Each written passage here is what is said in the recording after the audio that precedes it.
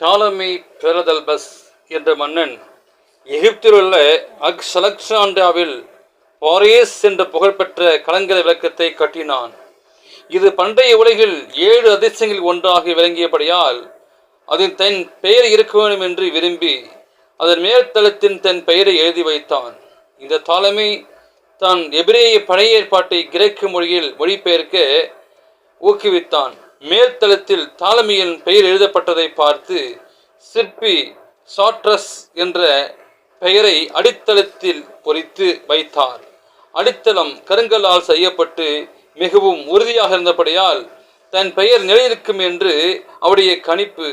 ஆனால் சரித்திரத்தின்படி டாலமியின் பெயரும் சாஸ்திராவின் பெயரும் இந்த கலங்கரை விளக்கம் பூமி அதிர்ச்சியில் விழுந்தபோது அழிந்து போயின. மனிதன் எத்தனை வலிமையான கட்டிடங்களை கட்டி தங்கள் பெயர்களை பொறித்தாலும் அவை அழிந்து போகும்.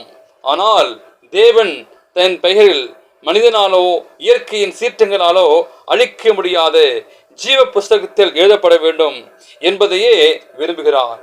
ஜீவ புஸ்தகத்தில் எழுதப்படும் பெயர்கள் அவர் மட்டுமே கிறுக்கி போட முடியும். ஆனால் தன் அன்பின் தேவன் அதை விரும்புவதில்லை. ஆகவே அருமையான சகோதர சகோதரிகளே, தன் பெயர்கள் ஜீவ புஸ்தகத்தில் எழுதப்படவும் ஒருபொழுதும் கிறுக்கி போடப்படாதே நம்முடைய வாழ்க்கை தேவ சித்தத்திற்கு ஏற்றதாக அமைவதாக தினந்தோறும் காலையிலும் மாலையிலும் நம்மை சோதித்து அறிந்து என்றென்றும் தன் பெயர்கள் ஜீவ புஸ்தகத்திலே நிலைநிற்கும்படியாக அவர் வரும்போது ஜீவ புஸ்தகத்திலே பெயர் எழுதப்பட்டவர்கள் மாற்றமே பரலோக செல்ல முடியும் என்பது வேதத்தின் உண்மை.